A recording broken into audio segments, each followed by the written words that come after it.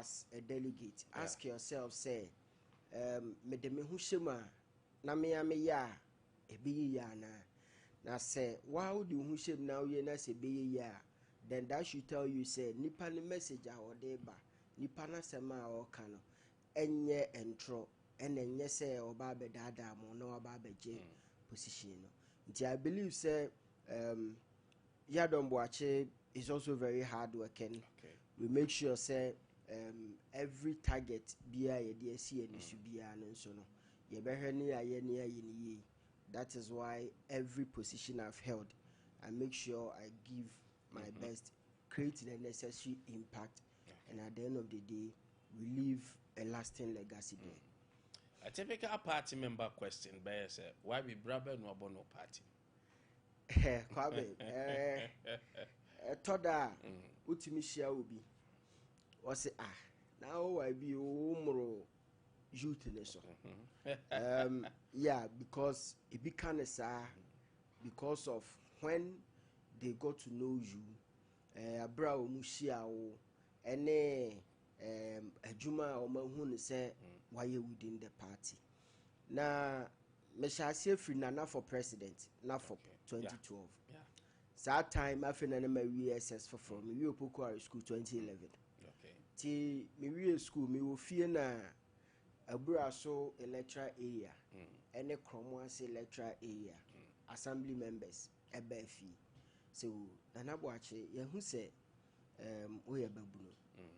Yate ekui ana yakofa kui bi aba. Ti pese obeka at that age. I feel my VSS for. Enti omoka ma mpupu miti because minyini wo kwada so kwada so nkrabum kwada so 77 mi ko JHS o better methods kwada so enti kwada so so ye baabi a MPP o me kai ye first MP honorable Hilda near Fernandisa obedi MP for ni solo ku yetwi bi pa say so na mu nsum kwada so nsum okay yetwi ni solo ku bi pa nti MPP ndɛ na we 3 man tombe kan man pepu meti ye ko ya fe na ni yi mpanyifo mbɛda no omoto abama me as deputy secretary ye adwuma from 2012 registration limited registration ye na for na ye 1 week in every polling station na ye 1 month obeji adi say me gina mu for close to 3 weeks. Afache na honam na yemre na mesre no mso kene ne aye ne de ye hwe no bi emeye yeah 4 polling stations are na we ho ne de me kase me yini nyina as party agent my year polling station executive e wa Abura so Market Square for 8 years ye youth wenga ye ten wo Abura so eni atwema kwa homa so ni nyina na meka ho bi na yedi mu akotene eye the constituency youth organizer then Patrick Kantwi he involved us okaye nyina bomu ema adwuma ye ne kama me call school e wo tech we koye TESCON president and so 2013-2014 academic year meka se me ye TESCON president na misha because that time na empanyifo na nedi TESCON president okay university time na me ye obi a ko breaki sa hegemony of empanyifo nko anedi TESCON president e okay university no me di na me wo level 200 and I second year wow e wo take if you me kodi National Union of Ghana student coordinating secretary 2016-2017 ye sign koye NUCS president National Union of Ghana student president 2021-2022 academic year and they be a mekase se adwuma ne de mawa enhwe ne ketwa na ne kese ne e wo se wo hwe na wo ye the impact and the legacy abetimi agya no and this is se wo National Union of Ghana student secretariat se office no was abandoned for about 10 years. Say where Yadombo Achidine Dao as the president or Shema Yesai a renovate office no Emma office in a beye Jumabi. ne nyina mu nso no 1 year na ne bi mutwa no me man and 1 year no.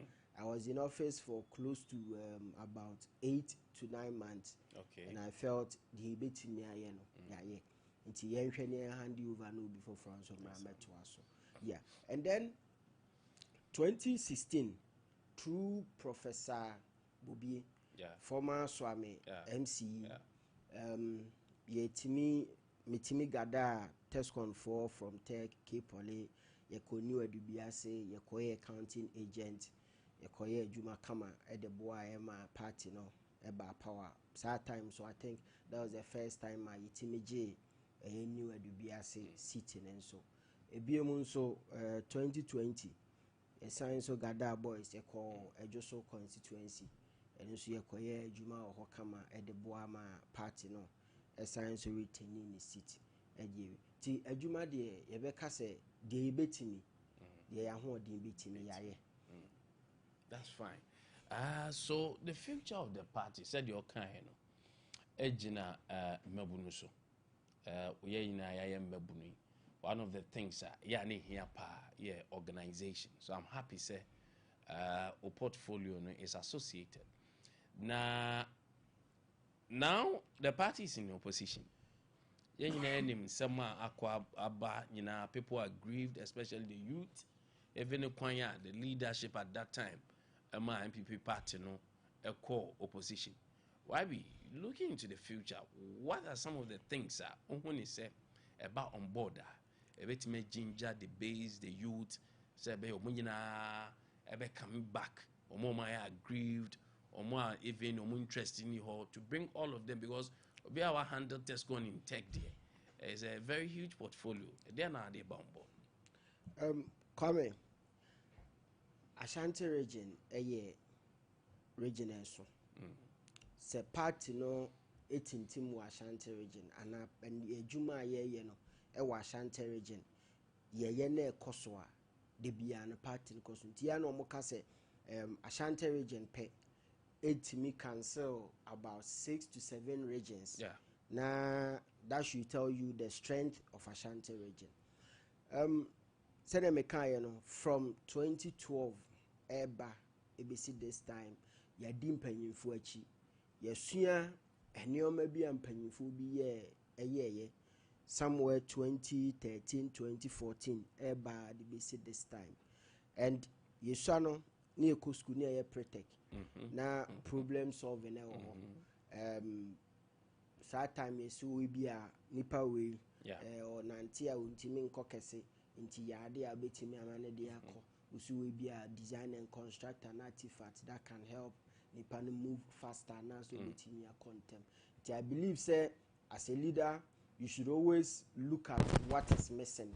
Okay. And then kwanya obefa so a ne enihu ana ne aye afiri mu no obetime dia ba bi shim. Now back in 2013-2014 the regional youth organizer then lawyer Justin Kodia our year party secretary this time and the honorable Samuel Oku who was then the national youth organizer then Ade Akye Abia na Ade me hu ne se ekan ye boom ema ho fama ema party no was felt seen at every quarters in the region.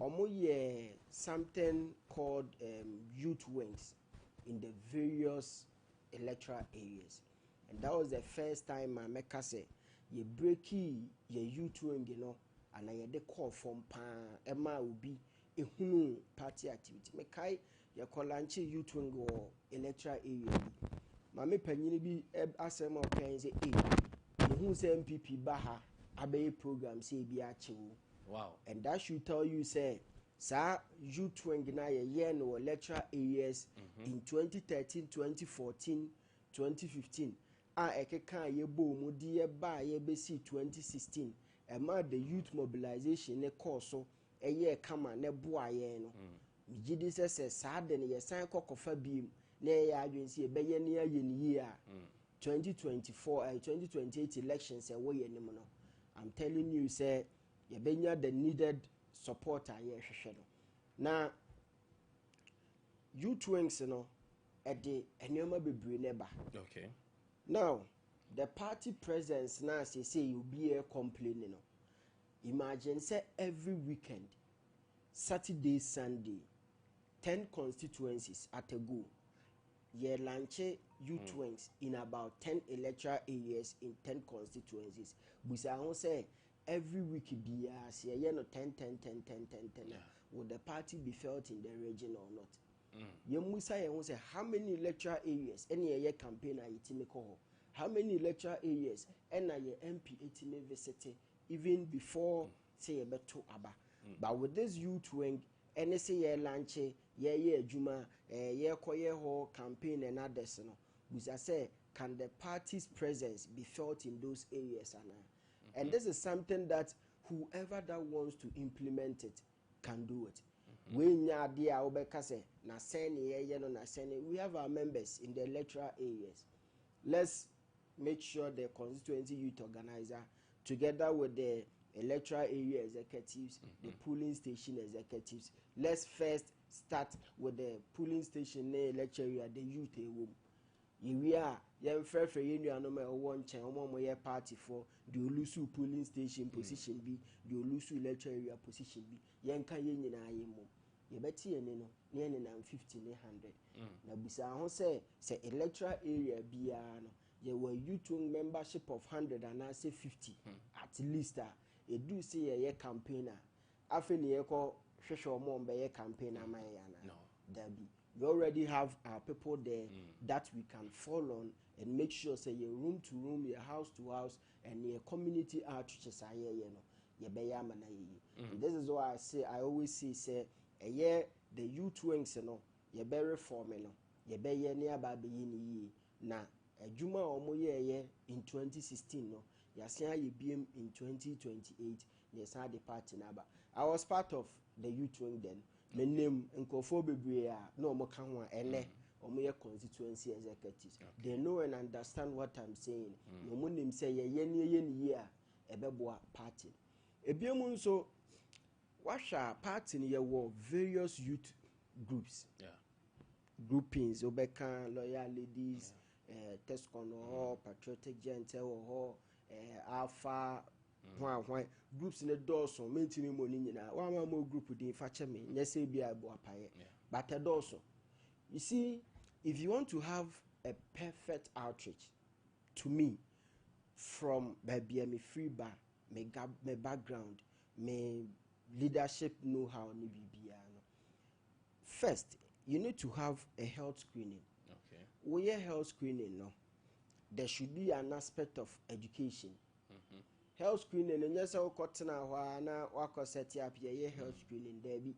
It also will be to me rubber because catcher will be say health screening na no A B C D. Okay. Health screening because one team conquer health screening for everything. Debbie. I also uyibi na uyibi. Therefore for you need a group of people that can enter into market, houses, churches, and all those things to call people to come in. You need a group that will be elsewhere within the same community asking questions. Na eye den na anko ni sei, eye den na anko amaye, send na muhu ni sei eye be ye. Share health for no, eye nurses, doctors no, any health professionals no, handle the health screening no. Na ye loyal ladies e man no, omonsu ye jai o magu market no. The teacher groupings in a woman and son. Monsumungra classrooms, Monsumungra assorted them, Monsumungra and Yuma Mompe Bimra. Then Tescon and so a bon chain. Our Monsu making sure say the questions and responses now a day bano. Yansu ye trade day, edigu. At the end of the day, genuine outreach na ye de bo ba kwakum no ma be miensa and ye de bekum no ma miensa because we've been able to make ye share nipa no ye ne o ma di nkomo na at the end of the day ye timi de bibia to people so a ye ba ye timi aba betu ho na ma na ye be ye ho adwuma. And these are things that I believe say are very practical, are very easy and simple. And ya fe na o koka say I just say party ne day we are sim sika nyina ba ansa ne yɛtumi ayɛ den ayɛ sɛ woyɛ MP na yɛba constituency we will definitely reach out to you honorable adwuma sɛ ne yɛbɛyɛ yɛhia wo mo a nsuo equipment aduane nneɛma a yɛde bɛyɛ Kwame, me sure said this will be very difficult for our MPs to handle because at the end of the day, unim say adwuma na wo bɛyɛ no. O ba bɛboa with ɔno na adwuma ɔno so ɔyɛ no grounds no. Afi o kɔ no, wobɛgya something amana ɛbɛyɛ working tool for him. O betimi de ayɛ adwuma atoa so. These are some of the few things I believe say Yadomboachi Emmanuel will be bringing on board. Na me wa reshemu say your party delegate enim a message that is very workable. They know a message that is very practical. They know a message that ultimately who shame no who say atema nipa yi kan die very easy and simple. Me kra no mu jame a metimi aye den aye. Na me wa reshemu say we are carrying a message of hope, a message of restoration, and a message that will translate into making sure say obia or bia or more who see a yin film or no who say ye quiet and frame or no who say ye me and all those things you better get to obia on board near obia and so I you have a very broader perspective about party organization, and parties purely depend on organizational structure. I don't know how you to organize that because you had almost everywhere person of 50 be a bit of why are you to organize that? Yeah, the contested for youth organizer because baby any baby we need strong characters to make sure say we fix the issues and the problems. I've been telling people that there are differences between organization and mobilization. Organization demands a lot of work. Yeah. Additional dedication and commitment. Nipano on pepans or your party because at the organizational level, enya krokro bibri open and our person way. Tihono, we drain a lot out of you and then we put a lot in you. But the mobilization bets in a day, Kwame, yeah, the car be see some penny more. Yeah, Cassa, Jollof, buy a bema TNT and others. I told you, Bayama. But ya koba and ubi have a corner baby on farm. That's brilliant. I think most organizers don't know this. And I make us say we need strong characters that would let people understand. Say, a human there are times it was ye timisuya de. Yes. There are times it was ye who say even campaign na ye kono na sembe ni ye kono. And now outreach na ye kono the agenda is saying. Don't outreach. You can't just go and say so make outreach. No, there should be a team for the outreach. Then I'm okay. Then I'm okay. One free outreach in Emrano. Then I'll buy. Nipa na no a ball who can say outreach no. Obe who say indeed. Sikana me de ma o mono man to na so abamfa so. And until I make us say this time we need a proactive youth for the youth. No,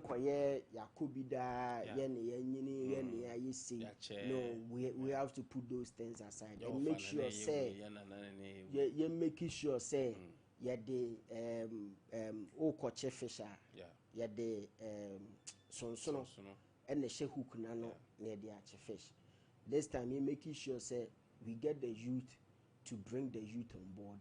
Now for Juma Mabuni. Ye adwuma ni nyina but ebeduru ono empanyimfo na moam ho ne ye besan aba for moa ya ba ban mu no regardless of adwuma wuye ye bia no ejiso say kosi panyini bi so no based on no recommendation no nkomo a obedi no na no kra na betimi asama bibia ye wa ban but eno no nye the main motive in say ye adwuma ye de ho asi wo say ye be ye adwuma no send a bear obi or word to be gina baby indeed we've seen a mark of leadership or we've seen a mark of this person's leadership on the Ashanti region youth wing and based on that afi biya no ana elections bi and you make sure say you be yusu ono na adwen a ode baaye no na ye de aye adwuma na me ware hyemu say ochina bi se ne make kan e be ba so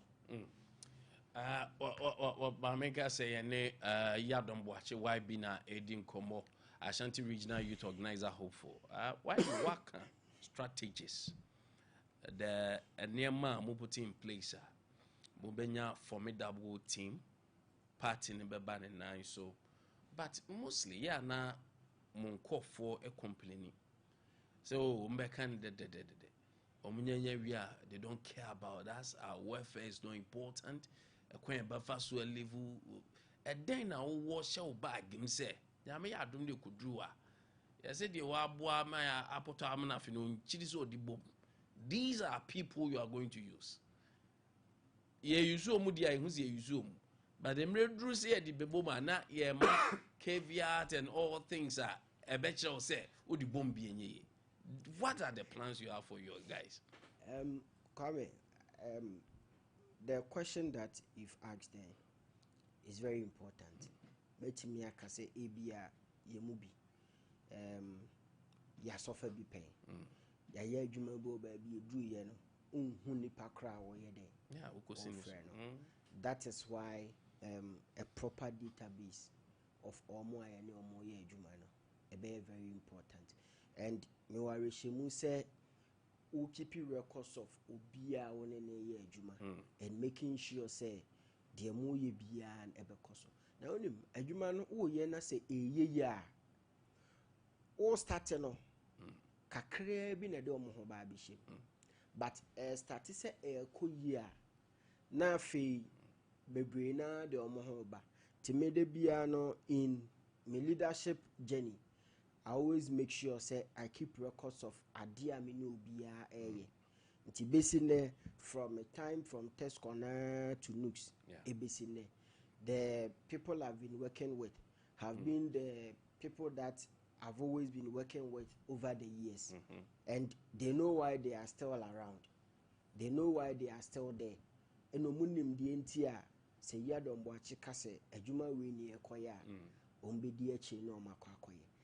Minim say bebre beba ombeka bebre me I don't believe in na watch you be as one side oh me ba me you see when you know ebia ade no eni ho yes yeah opponent I know more call some are on a promising spree promising people me ba me you see when in actual fact the person knows say the power of even appointing probably deputies grano and 100% in on but I keep telling people say yeah no we tell you what we can do de ye betimi aye no tenase assess ne hu say oh ye ne be ye oye eye ya ebeboa ye nyina na ye koye ba ne nyina no we are not contesting to have the position na ye nsaka position ne wi a ye de atena dem mu say ye de be position na de ato ye ho so nko ani atena dem de a Kwame say nko obi anko of course nko obi anko ye target ni ani so ade hu anye say ye na aban no party na ba aban mu because obey party chairman regional youth organizer na wantimi anya adwuma ma o party ama aban mu na position e da so say yes but adwuma na wo beye wo ye na wo ye ya wo ye na ye na party ne ba aban mu e ho no obegina ba bia koka say asomasi na adwuma wo ye no eso aba mfa so enti ye hwehwe ni ye and obia ni ho nso a wa show aseme nya attitude towards worker eso aba mfa so da okay ni hu bi da say wanye committed wanye dedicated there be elections and electionary processes no enye dakope ni ayewi there be a process started from nkakra sa na ayede akosi it is not an event. It is a process event the dako ni aye ni ewi no bia ko ne be but a process if you want ni akotu nkakra saa na afei ne obi hwehwɛ no atimi aba abesi we be fa ne nsa we be fa ne nan we be fa ne ti we be fa ne sa nkakra saa no ye de bekọ akọwi ti ye warehemu say your party for knows a good message, they understand a good message, and they know the practical ones are oye be okay enunti na ye nyanto boase church and ye pese ye mu ye de ya ye ne pen ene ne afi ye pese ye de ba ni nyina ne ye ka bom ne wi ya cite examples ama obi ahu se na nipa yi kan kra no ye bi da wo eboai nti adan nti na ye nye biem na nipa no kra no se o san ba be ye biem na ta time no no ka ho bi wasua o ba me asan ye ne biem ya hyemu kena ye betimi aye nti ye ma ne kwan na omra no meye sa ne mo. Okay, why besa ba na mabusa say in opposition then wasua mistakes ben won say deal with ye ni say akebeboa. Now going forward we can use that as a weapon. United Youth, stronger party, greater Ashanti, greater victory in 2028. A proactive youth for the youth. YB, inclusive leadership, youth capacity building, active engagement and communication. 4B4 Ashanti, youth alive, youth empowerment for sustainable development. Let's build a vibrant, energetic, and Oko BMS. Better Methodist School. Okay. Nana must say why see your message. All right. My memory question I mean, what are some of the things was here, especially since I'm opposition?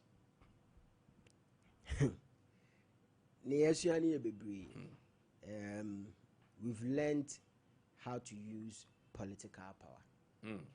We've learned how to use political power in the sense that a baby and ye wa bemono ye the political power diago na ye opponent na chere yen say na we see use power na I believe say ye party mpanyimfo enso asua bibi ye ntia meka say ye party mpanyimfo asua bibi ne ye say e ba ya ye chichi ye domboache me da masom ye den adwumi because obi ani ho a obeche me obi ani ho a obedi machi because party mpanyinnie no afeni yepebi but omo a omo wom omo a yenim omo ana tumi ekura omo abra ne ye wa ban mu no I think say omo anticipate say NDC ba ban mu say na nka obeya ebi anka nyoma bi mere bi mistakes bi ayeye ebi anyoma bi kasa bi e kan ebi amere bi the little adie bi ayema ne slippy off no ebi ananka yenye na migidi se adesua no yesua bebri lessons yesua in a hard way in the hardest way na nya ban we nko an yetimi bo charge say was squander 55 million Ghana cedis na yama bail conditions no say also provided 50 million plus surety said okay can nyina bomu a bruce kana yesi waye de meanwhile you have not been officially charged we anya hardware na dem bi and this in quality ma bail a onim say bail conditions no untimi miti onye so o ma bail so I say oye okrokro de jon as we do hu agro or serew eje betimi am obi bail enam so ntimi miti conditions ni ntino na ogusu dem be 3 to 4 days ansana wako fight the conditions na atimi api enti addition the yesua bi the very hardest way and yesua how to use political power yetu ye hofo na mistakes are minim si yempanyimfo ne yeye mistakes are even ye nkra yenso ye no minim se nyaade si be repeat bi okay yenye bi mo so all right why be mama na aseda sa be kono de asempa message and our de ma ahwefo all over Ghana, all over the world, and then Ashanti regional over I say Ubenya sa position. My last message, yabedo obi ase for the support so far, I would say it has been massive. The support, the advice, the encouragement that has been coming from me JHS4, me SHS4, me NAMFO4, BIA Indomudia Grubia, we are because they are omunti any na ye twa to okra no so no ye be congratulate Obia our passing through the just ended constituency elections. And yeah, easy to put yourself up for elections. Tiwa really wa lose ye bia no ye be congratulate you. Na sene ye we mu na udi kan kan. Oye then there will be a percentage of casualty. But I can say on authority say this year's internal elections has been one of the best in terms of your party internal elections. Quite fast, you know. Last elections, then to see this elections, and you know casualties in your can baby out of the 47 constituencies. That means about a 90-95% positive na which is definitely a plus for the party. Ti best say baby a menteme ho ase ba ye bia so no ye benya ntobo ase ne ya hwe ne ya solve ni nyina kakra na me warishi mu say acha by next week enkosi baby a be 2 weeks time no na baby a yentimi anto ya hwe ne ya to baby a problems won so no ne ya hwe na ya solve ti one good so no yes one point I want to make in here say omo we ne ya the constituency level ye besre their opponent no contesting they are not their enemies, of course, they are their friends. A party in the party in Juman Yin I see a bay. Tia Besre, a man inquire and a court because only a contest here, and Mahab because only a contest here. Let's bring everyone on board to our food because the party in 2028 will need everyone and make sure say Obi Bia vote and so a bay counted. Okay, Obi Bias. China more forms. Yeah. We wish you the very best, YB. You said Ashanti region, Juma Waye from grounds up to now. Red Drew, and they've listened to you. Brains in the year Juma, strategies in the year Juma. So the good people know what to do. Yeah, Dom Boache, air call for Ashanti Regional Youth Organizer for the New Patriotic Party, NPP. Now, forms Nebieno, na also so. Why the right thing for the party? And Opekta go about Mr. and Capsule Semen Kancho say, say Abia, oh, now say, remember some no endimuye, erectile misfunctioning, impotency, and how.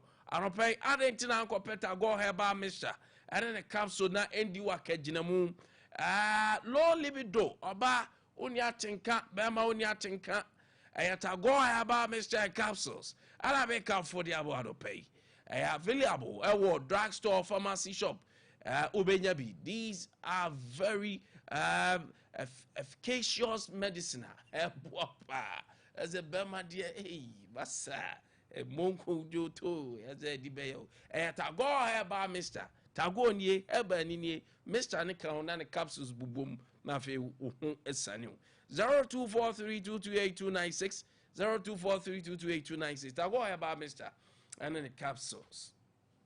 And a pair Roman father, Semen Kancho say, oh, Hona Sayo Tichiti, Unayo Tichiti, stroke nacho, Honamio, ya body pains, Honamayembre, pressure and diabetes, one share, a dibayo, Yadia Yakwanko, Roman father, Nedron, Father Martins, Ebambi Shadow Peko, Pebi Nabo, da Oho and Tow. Drugstore, pharmacy shop, also pay Roman father Nedro no now Benya B 0247919122 0247919122 0552668517 a Roman father Nedro no at 21st clinic the sciatica expert a clinic on his own Yadebia sa Yadebia Yifrio Yadebia bubum Yadebia condemino now so sciatica nidia.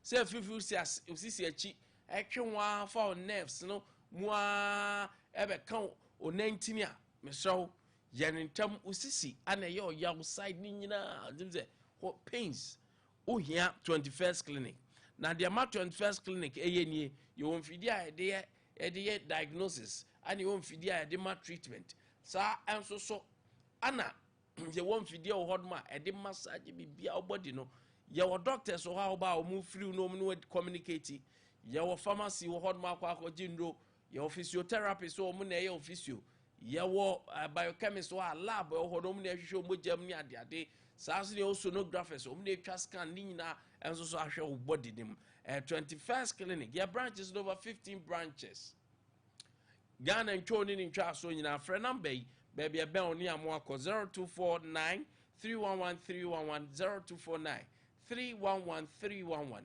0540 311 311 I had a sciatica expert Kumasi you were overseas overseas junction ya adabraka na be hwen yede Alpha Radio na ben so Sompa TV or show anomu wo form oboase cancel cortex called junction and crying Tantra Hill anabe hwen sunyan teaching hospital kanin sunyan regional hospital mothers dying ma first gate the nin dia nim hwep grandsa ya ben children's park sa so na techiman so onya drugian bank dan that anymore wa ana ye wo OCP Ghana sa season na dre buffet papa o buffet papa but de be ma no ba ya na so from chanto simma baby nya red gold green to say Ghana flag tosu de utwa ma wo se mu ye kama call se de nyankopon eye no nye green yellow na black nyina wuwom ese chese enye na ba den OCP fertilizer se land no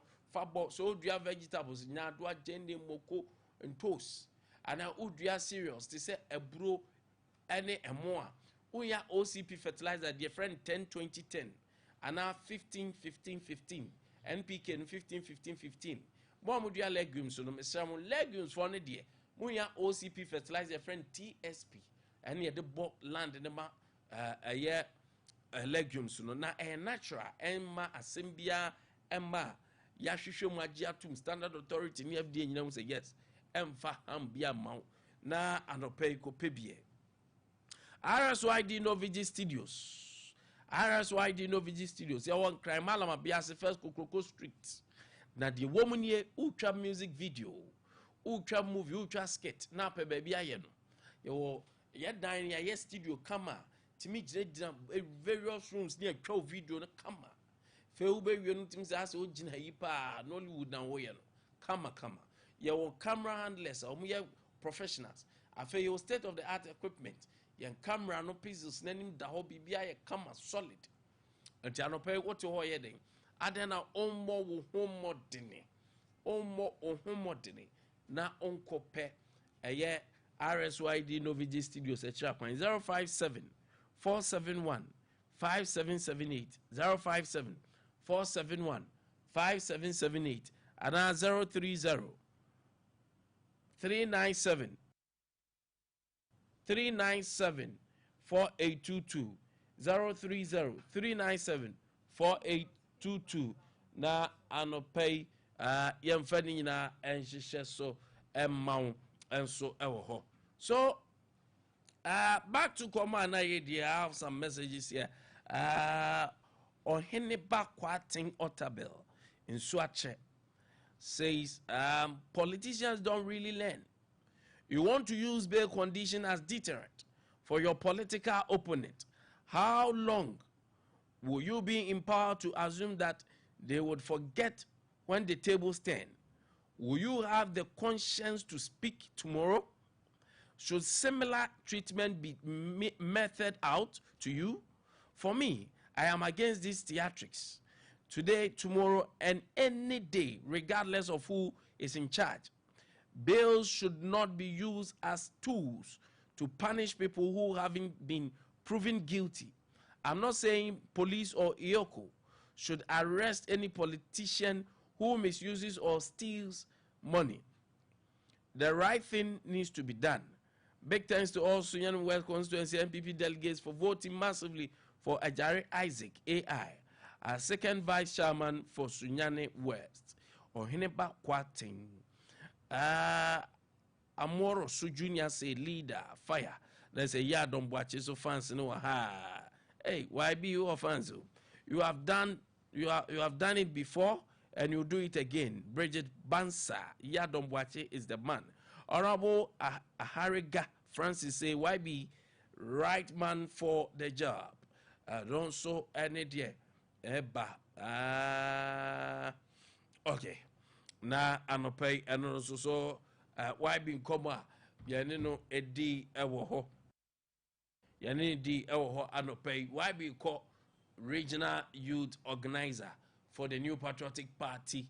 Now me boa ochina ana forms ni nyina ebie enti echina na ebe hu se ono mu aspire for ni nyina on be sha ase akwa yi forms no da omo so akwai mame da me homra me ba ya komo ana ye die da sana YB ba no ya beto aso abedwa force betena se da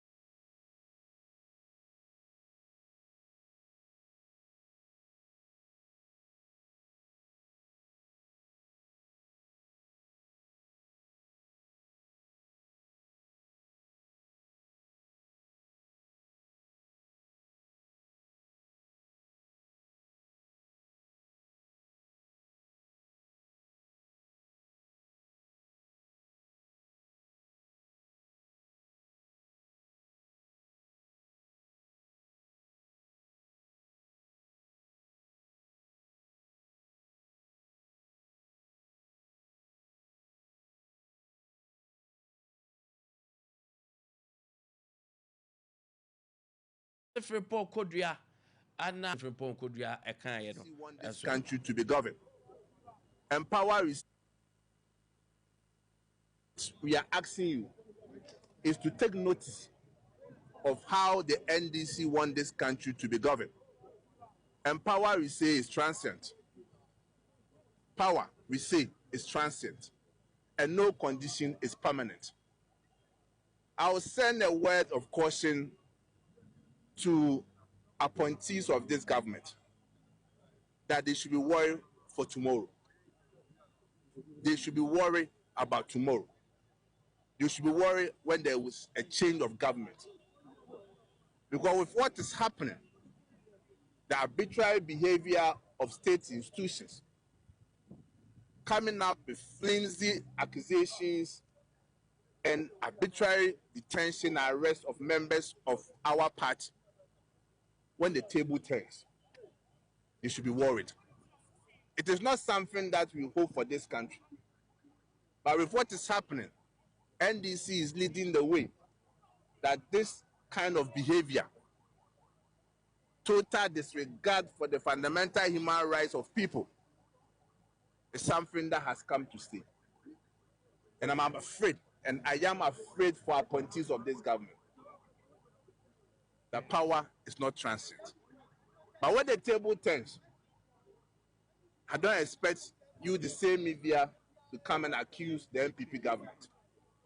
Because with what is happening, if all of you accept that is something that is right, then when something is right, you continue with it. You don't change it. It is a shame to our democracy. It's a shame for the struggle that all of us have made, that our forefathers made to bring this country to this point.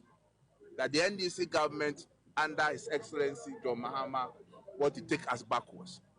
But we know that with all that is happening, there's a hidden agenda, an attempt to divert attention from what the president is seeking to do by seeking for a third term as president.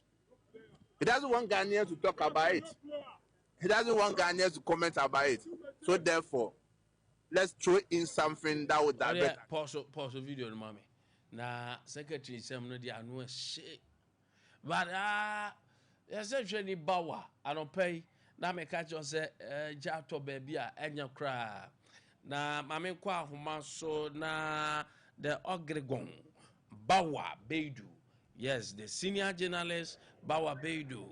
Ewa homa so Bawa I don't pay matching. Na empom to say yes, yeah, we pa. As you rather, I don't pay the annual titis 100 years. I'm the original hin, and the annual cost. Swami post office, then I'm an old cat. I can't say, Martini Yan and TSA, yet our grandma Kuma.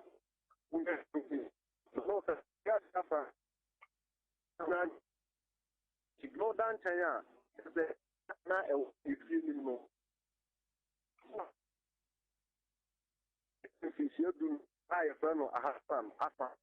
Baba, onyina ye kakra ma em say ahoma no adwutwasi kakra. Ka onyina ye kakra na ka ya te onini ye a. Ka mani beje pa. Aha. You see ye kakra. Eye pa. Ti sene na manu busu America no. Abranche ba ko a wenye nfi sulu. Aye fra no Asan. Me no ka say ebra ifie no shape. Ono so afa ho ashigrebu asia no ka say no akwa ya ro sem ayi e was one post office na Nkwantabisa meka zen bia ya ejei etoye no omu kire mu se be ayi abiti dano e wona ejemi su ase na abranti owo onu ana chiri ba ko ho na afi yemfa se ne maami enua na eso oyi ne nua preko pe no so akwara keto aka ho nti ebe ese eja no efi ase no e na omo titi ono ye zeni esade a omba buana nkole wo fi ono ma shomo na na be abranti wanya infesia dunumi ewo a eja no fi ase nti no na je se eho no omantumi awura ho awu ni se ene China dos ya bai se da opono anu a na kwa ya wura wo se ni fa nti no eho na eja no efi ase no ka se no abranti a ye fra no Asan no watumi etina nanom ewon se do aka hu bi ma eduru nwure aba eyeso am post office pa omo ni ma branch anan post abofre no e ka before say akoya no ya no nam ho nti we na akoya so fu enya se no number bi so do no ana se bia na ne ho na emfa no anan post ba bi ne ho number bi na twa na mo obi okoda no ho odin na anagye da suoma a omada agomple yi na mo say ija atofie ho a tese ahia fra nam so na me fantu dia say atmamufuo ne ade hye ho kire say bre dia nto ye no fire service wo breman ebo hwedoduru ho no na tese enya ade ese nsuo kura wo mo tanka ni na no na me no me foto ahoma ene fire panyufuo di nkomo no mo kire so enya se na enyi tanka ni me mo mbeduru ho no brakope no mo machine no mo fidie no ede ene ese go to respond enu tina man ba mamufu a wo no ana bo a yen kakra kakra mo mutuni edum ja no nanso ni nyina nka fu ano efie no de sene Facebook ni TV no so no ahia fana no so kura a tese ade sie tifi ho no o man fa ke wo ho eno da nchen a abranti a ana abofra wenye efie dunum no no ka se ono so etina na no wo se do akwa ya wo se ni pa ni se ye ni da su bi se ni ye chi afa na fire service for member na pe di o ma ba be ye mu police for so eba abranti e wa ti die police for tebri no etna fa ko se eya ayasa bia na boze mo a o mo se se o asno ma ye nti ye ni die che ye ni se ejado ni esu na bre mu dia busua eya o mo de se afiri mu no o mu twa na so ni na mu ni ka no se yankopon ti tro mo re no fa abofra ikra ensie yi nti u zamia bawa so am post office Nkwantabisa na wo mada na sa time no mada na wo fo no so wo hin sani emechire no ija no to ahomachi 1 a.m. na ija no start here ti sabre me de utu so mo tifie no ahomachi na so de ede so o ma de akwachi ye ba em na ka hu bi ma ija no efuru ma awra proko pesa akwan no so no na so me abrantie ya na bofre ya wefu mi no kasa no oni fi ho o contract no e kwantuni ndu okọ enu se the SPL nti no ma kan se ebre mu de akwa ya awra wosen ha de se bi a ebianu si anopa na se isi enimbre a wo na no afumachi a wo ma be di ba ni efi ase na fire service for no mo se omo ka no ayedenti a mo ntimi operate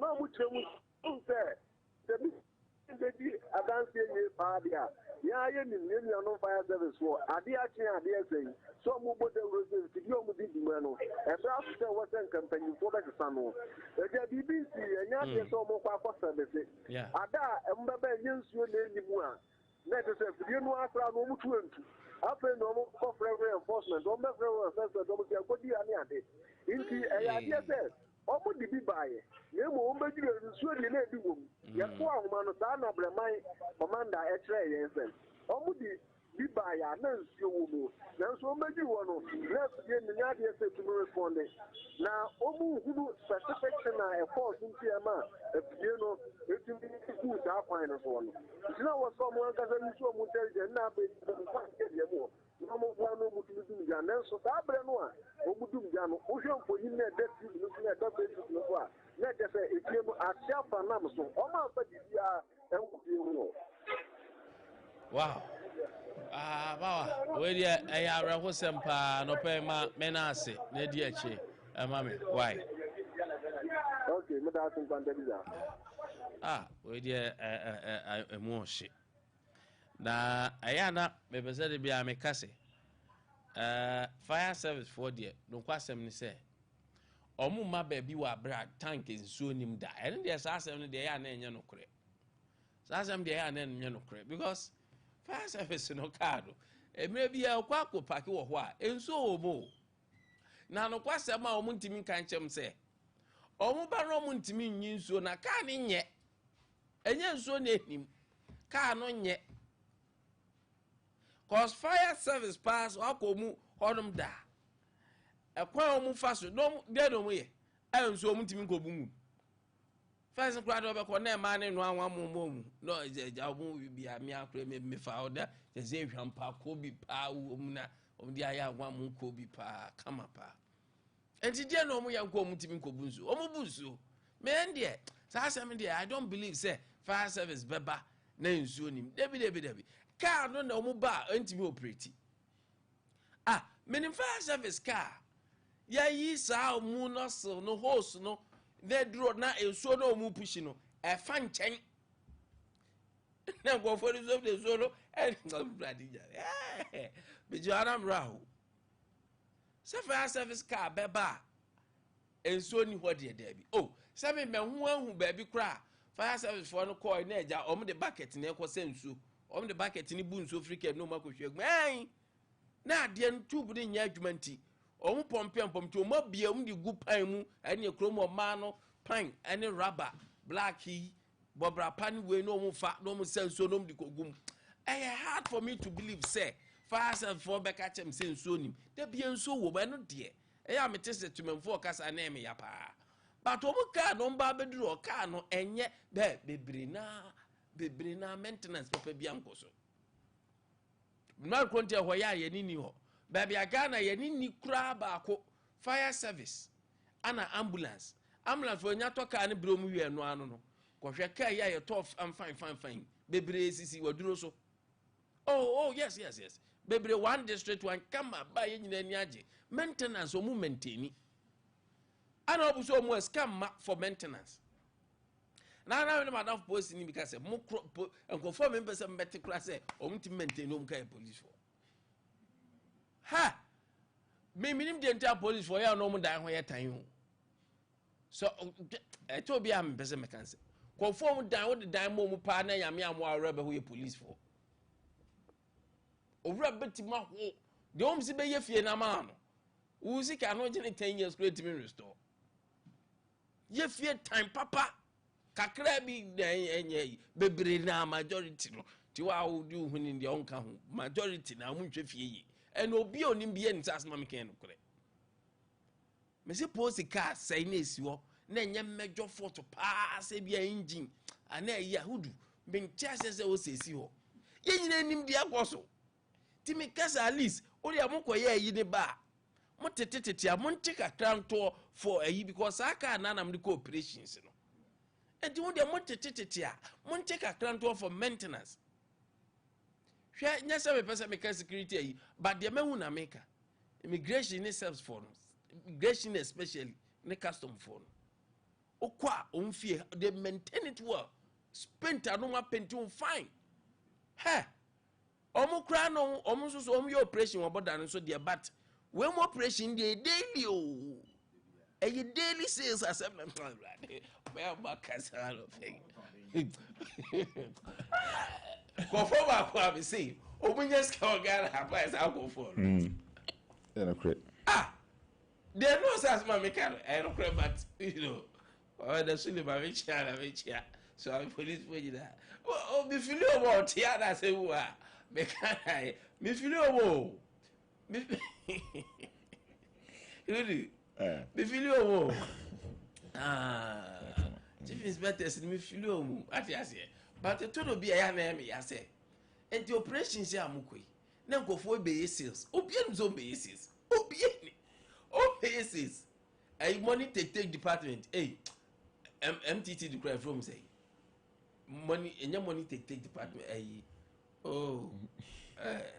MTTD.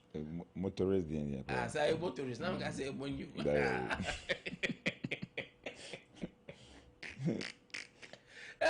You need to know when body. You need to know no one has ever did decay. What's that? Because charge office, kakrabao, in a oh, woman, that way. Oh, my jensen bar, kakrabao, and so woman maintain no car cry near you. Tovia me juma mentiasio. Now me call mazi, no pick up back with you. Me was say I say joint and see what 3 weeks. Joint keke. Niti dia mo kwaji joint ball joint boy. Hey, ko. Yeah, baby castle. Me have go for. Hey. Who do marching? The premier better for na open book there. I mean, do that. Congratulations. Thank you. You say a honey dear just say Nyamiadum. Simple. Nah, it's not all that simple.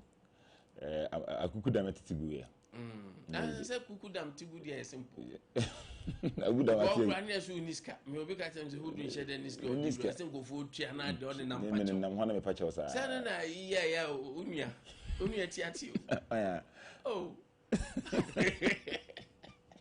But blue bike I can tell. Oh, yes. 1 month for a year, you know, I want to. Let's be producing go to go. Never man. I love to share. I call you back. Yet your yard, you man will be to my own catches. A man will be to my bat there be a quarter of it. Oh, but a business soon I need you. No, check a crowd, the acre.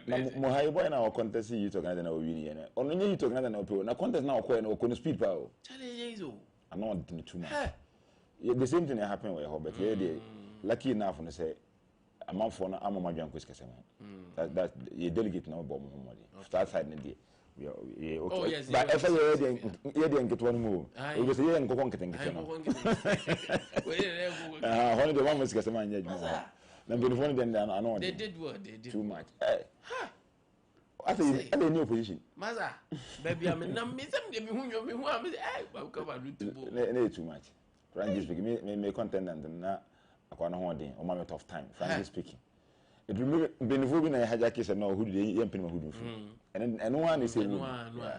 See, and if I'm fancy, I guess if I'm my madam gifting the way former parliamentary candidate. Yeah.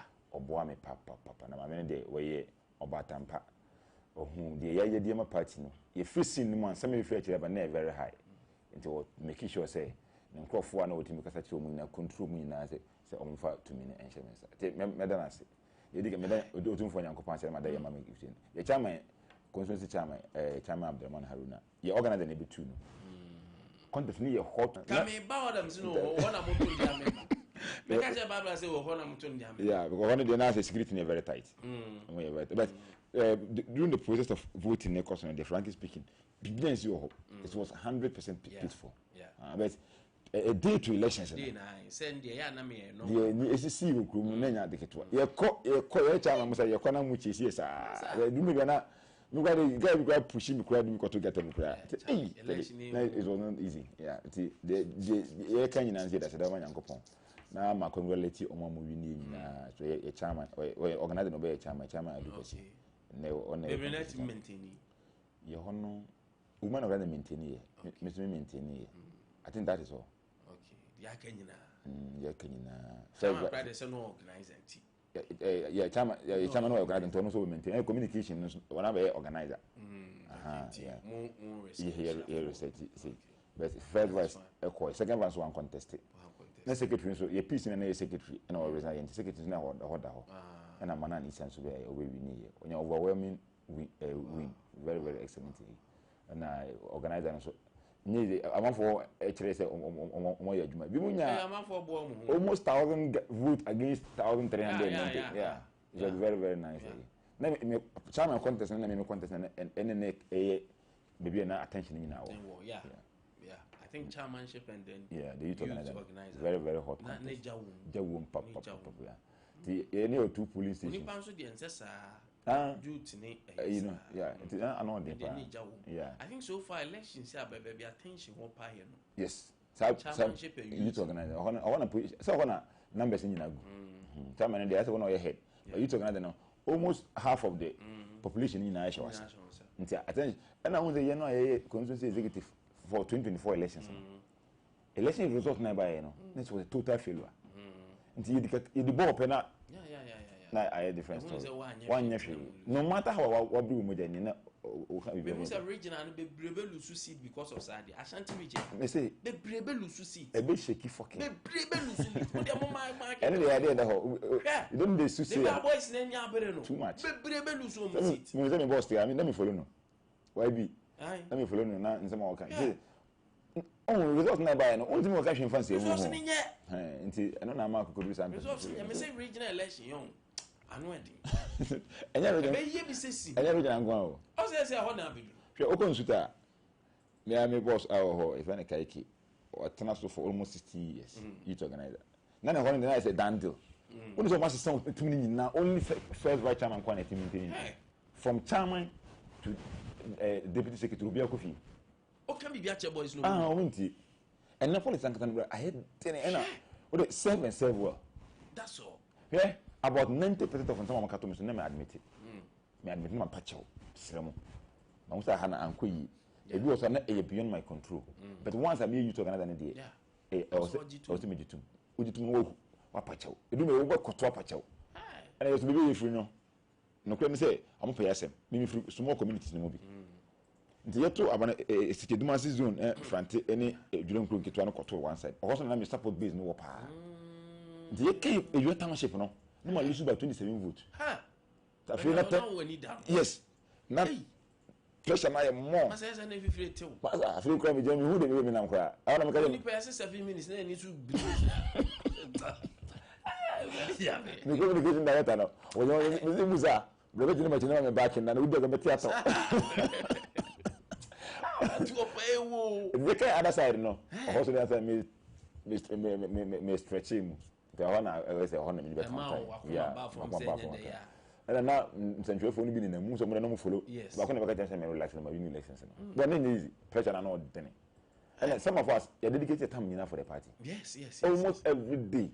Your social media, where you ball as and be or in contact to party no one. They be sending now me school crime or what still politics. Some of the class are there. That's what many people know. Maybe I is about politics. I don't have anything doing apart from politics. The new way what you cry we me do. I you cry we ko nyam mram pum from wajuma. Na ko ba say yakoto abana with all dedication here to about here. Let's stories na dozen. The you don't yankopon say. Yes, we nua wo honom na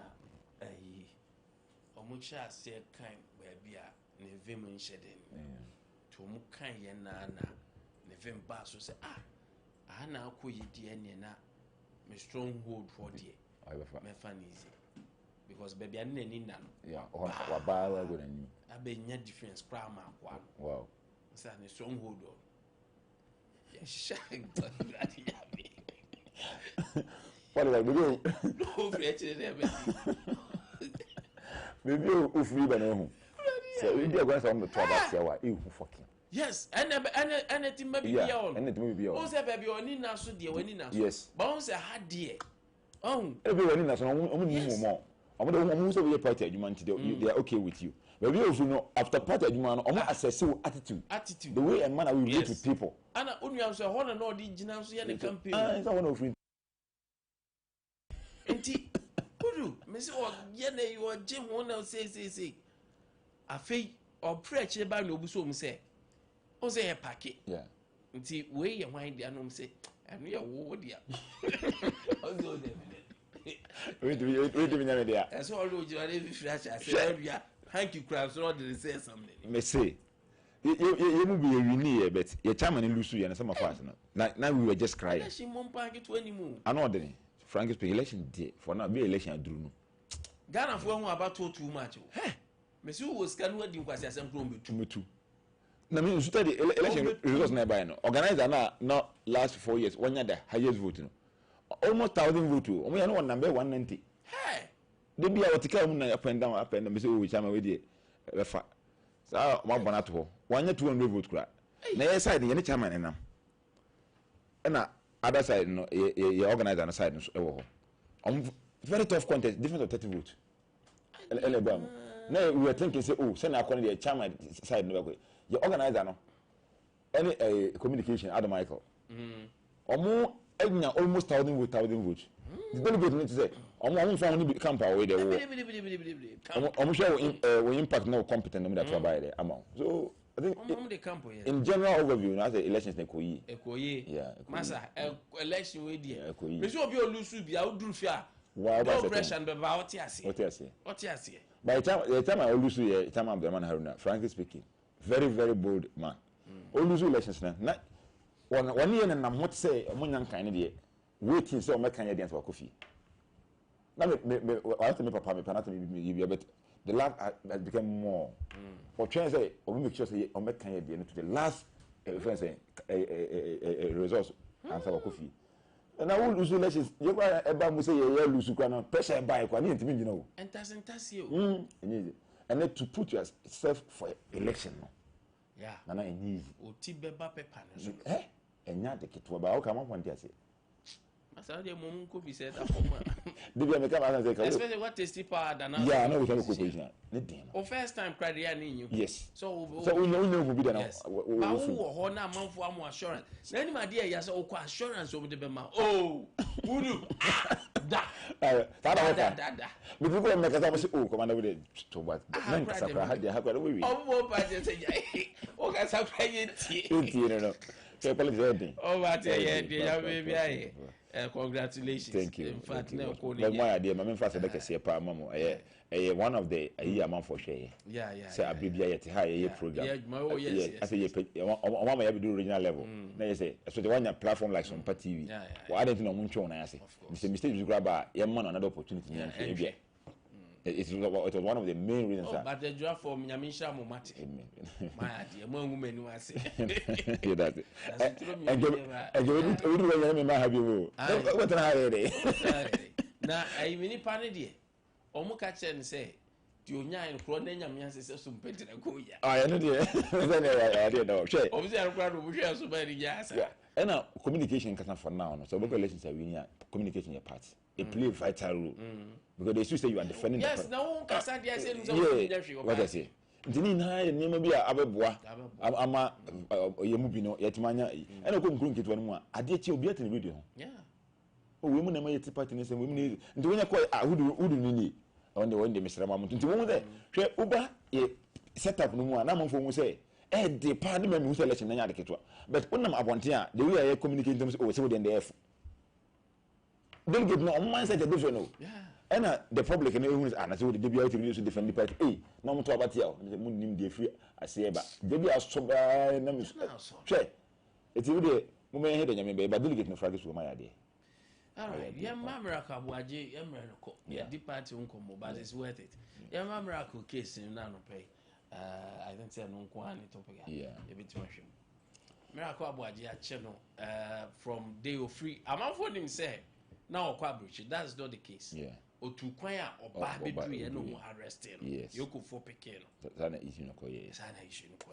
No, the member and Chema tier for Mama Gibriti and opinion. Senior Okayano. Na no ade chen rana ete say you ko for akopeke Dennis Miracle Abuaji at the early stage na yemu na nim de nti o ma peke because o peke na o man for information bi amba monte say this was the reason amudi eden e ba monte nti ase nsentwefo no bi ebisa ya some social media politics na bi am for me say no e was some ba monte be cheche de nti a ye de ekoche no nti according to omo no na sikese bi akoso e wo ebra na wo ye secretary to the ministerial and the Ministry of Local Government. I must get 55 million. I must say, "Ayira for Musachi or whatever." I say, "Obia like Obia feel bad about how our incident in Okoye." I am here this morning. Yes, Obia maybe defending Miracle Abuaji. No, see, you should muna eba say ampa. See, kesembia koswa. Miracle anti-man then and a miracle motion as costing financial loss to the state nearby and I say be for public office alcohol ye you say omu depend for so dey be o mu a Ghana mra na kotia sa niam no there was emra na omu ye den edi enti emra no dey obi no one is fighting say e be dey omu ye miracle na but the way a man say what's echo sa investigative bodies now omu treating nipa no very very bad. Let's be frank with ourselves. Because I don't see the need say you say Miracle Kodiska and I say it's an alert. The alert, you know, we didn't even find before our prosecution to the court. And see, so me that told allegation told and yes, you are pronounced guilty. And there was a more fair hearing. Yet Miracle not even to have the lawyers any access to him. And any problem I in face now sometimes in English nobody know how to say because overcome more time ABC your time ABC young can say the kind and the current finance minister at the forcing in the case about ambulance case no nana me nim say chini to mu edni fasa at TV movie nothing like of that sort happen here but look at what is happening under regime Ade Akye say or china say e bi ya chi obi atum obi kwatum ko post say the doom so is back you have china kutum for 3 days. The money bail condition of almost 1 million Ghana cedis. Okay, first can one if I mean one bail condition of 30,000 Ghana cedis. Because we are grabbing more than 1 year. Because first can one if now your question Miracle say if you incident we see na the SC and the money bail condition of 55 million with 3 sureties and not a landed property said to a justifiable. And then you ask yourself say Omani you can say. So me come I think about if you are moving for no, na the end is for you na bribia and say, I'm chi enko fontum. Come now say if you are moving for na pressure no ho. Yeah. But any pressure cost soro. Yeah. But I say I'm being fair to you. No much will be MP mu say am you. What the only thing I pray for say, let's pray for long life. Na nyame ya do na down come bia no. Even it will take 100 years for MP to return to power. And it's for a best marathon race in Ghana. Why you used to? First, my committee and social media at Makasa. But I don't make a post about it. I want to make a demonstration at the phone. The almost can turn miracle economy. Almost what I normally say, the only any Denya and Benebedding, Ebesso. The only and Ingwase, this is not democracy. This is not democracy because at least what in Nipano, man lawyers in access to him. So I help with the investigation. Oh yeah, I'm going to do it uncle. Me go jona kwa ifa. Sa kangaroo style we be na area enne kind of letter adwona akọ. Awokotera amanone a enne we da fa so akọ GFN sen green card about the US ni. Say nipa na say oyare no o sa na ho yade wakọ. Mu di red alert ato no so. Wa be chijem say o hot say ni. Na mo ama Japan na boys akọ di anim as omko yeden. Omko searching the fee. Allodu tio with bullet on live camera. Nana wa oba. So we can NDC almost start winning Emma and they kind of letter general question. So kind of letter the Ghana Sika, also on Ghana, the behavior of this current NDC government and almost security for the Namas idea where they happen in Ghana. I am of the belief say 1 or 2 things be the ABIA now a fact kind of letter and say. And maybe you're prosecuting on fair hearing. If you're Ghana Benisca, if you're born in Hobra. But say uncle chasing life. Now and then first and only one of the reasons I want to do Emma he say. I'm not chasing life. And I'm going to near the Emano. So I know no matter about and I'm going to for Munyama can of let them refuse over your wedding.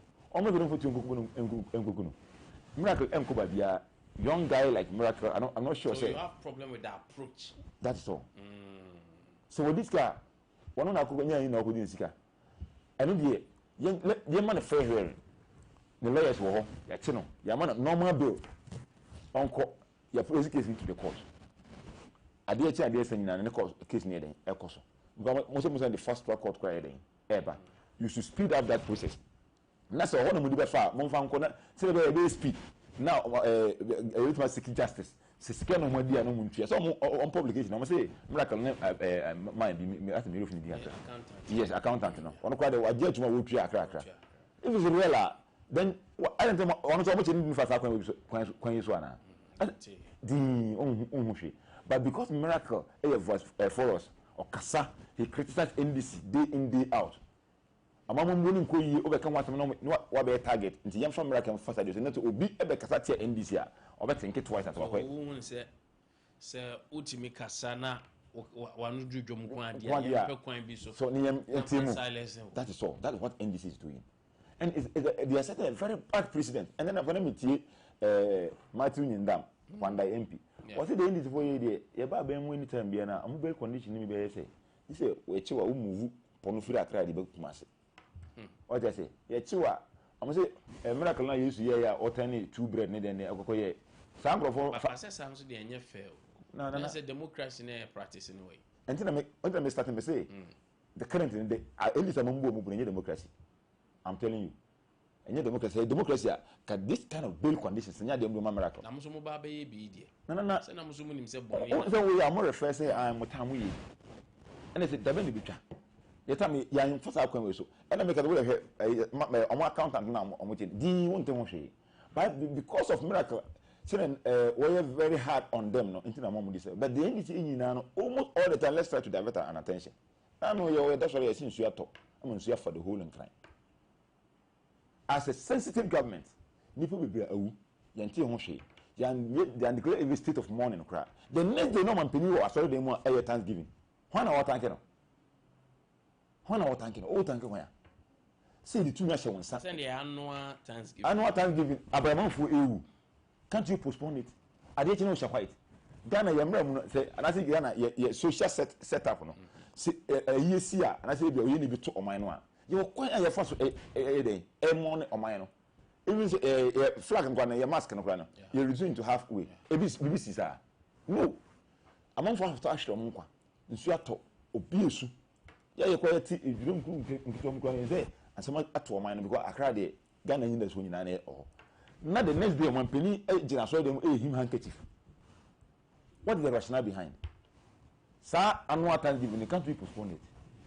Obiawu amafo ni abre yedi tumi ahye wonsa obo mo basa ema we fi abegi friends en oman ni na afa ema de ahochite eba the next day you are in the church say oh you Thanksgiving wearing white what the rationale behind and obi be catch we say kwanya NDC for so bet bu ebegi tumi oman gana mo enye kwan papa so because yeba ye mo say on the issue of galamsey mo be kan sema hodo kese bebre say Ghana for to me, Mamma, now 120 days ever and I'm say, Ghana, mobile ministers, MPs, young, energetic guys, vibrant guys are if they have prospect in the future. I got crash here with helicopter. I mean, people who are as at now, MPs to me declare even a 1 minute of state of emergency on Galamsey prone areas. Oh, with all these things, MPs was still thinking, say, the area be papa or my Ghana.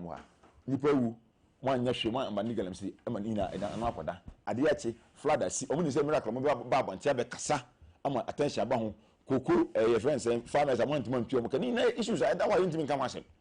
na ne miracle say okuko discount yan kwankwache ne yede entum yete ya na sɛ megye mfi cotton good ebe oka over $241 million ono wana namo otu yo okay hwe ayi a yebe no na se ayi yebe no kuma se eburu 55 million na nde omo di chesi miracle aboaje mo na I'm telling unim sa de men ka ho asem bia Mustafa Bandi be catch say every month bia na mama NDC constituency bia 20,000 Ghana cedis check over class no checking for just 3 months saying we checking for 1 month bia almost 5.5 million Ghana cedis can come for hifa kono e koso wa mamu nyankopon ko na ni but omo ya no mu yo fi let divert their attention from this side and go to this side na monfu ewu mo nka ho hwe yentimi ntua adwumefo ka mo nka ho hwe enna me no ko the teacher for professional development allowance MPPD bae any say we twem people cannot talk about it because omo dey who I mo nsentwefo no mu e mo hu no krakra nana go to yes here oko we be say media houses be allegedly friends joining omo ye post we na what be delete check here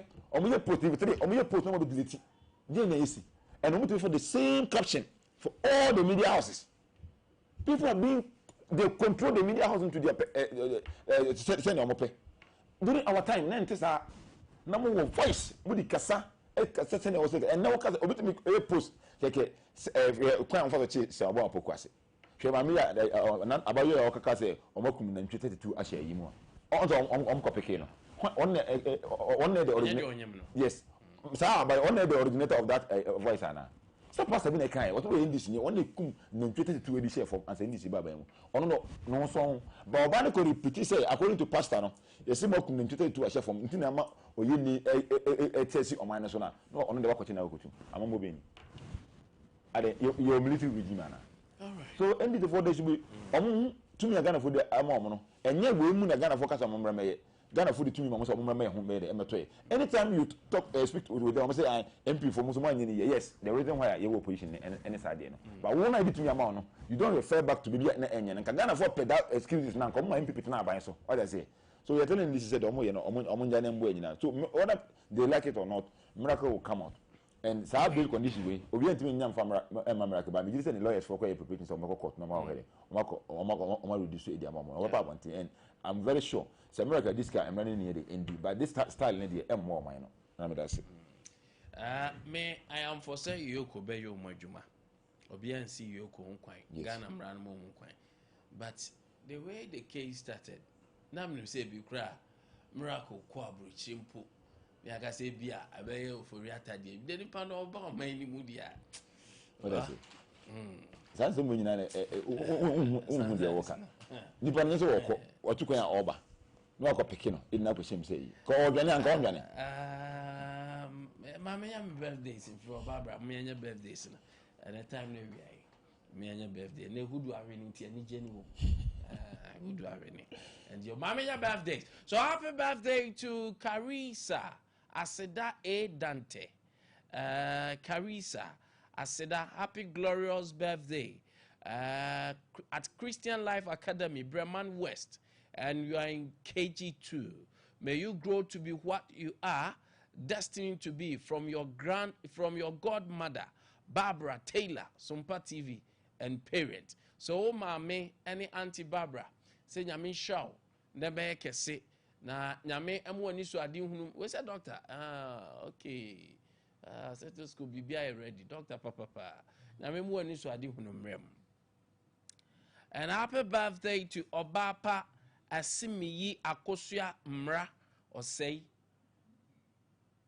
so Obapa mama Osei yay akra my dress number 1 happy birthday to you beautiful champ. We wish you the very best. We wish you the greatest of life, more grace, more grease to your elbow from Grandma Mra and Mr. and Mrs. Osei and the entire family. Share Grandma Tawechi, Mommy and Daddy Tawechi. Obapa mochi munyo de. Nini nebe inshame busiano. A happy birthday to Emanuela Osei at Feyase. May God Almighty continue to bless you, give you more wisdom and extend your years to live long in good health. From Kobe at Sika FM. So, Enya Kobe from Sika FM saying, happy birthday to you, Emanuela Osei. Enjoy this day. And then happy birthday, Ofori Amanfo Joel from Ulysses. So Ulysses says, happy birthday to you. You are very gentleman. Yes, you are special. And they say, happy birthday to you. Enjoy your day. And happy birthday to Ohima Efia Bossman. Hey, Bossman, from your senior bro, Nana Ken, Ohini Minta Kennedy, MPP communication team member. Hey, Efia, happy birthday to you, beautiful Efia. May God continue to bless you. May you see big things happen this year. May all things turn for your good. A glorious birthday, beautiful Ohima Efia Bossman. Enjoy your day. Hey, Ariasi so. Efia Bossman. Oh, okay. Oriane Ken. Okay. Kennedy. Oh, okay. Efia Bossman. No media mo. Chapa, I think 15 years or 10 years ago. Yeah, so happy birthday to you, Efia. Enjoy your day. And happy birthday to Esther Safua at St. Louis College of Education from Mr. Pierre J. Mafo. So, Esther, today is your birthday. Mr. Apiaje Mafo wishes you the very best. May you grow from grace to grace, and may all your efforts be graced by God's favor. Happy birthday, Esther Ohima Esther. Enjoy your day. On that note,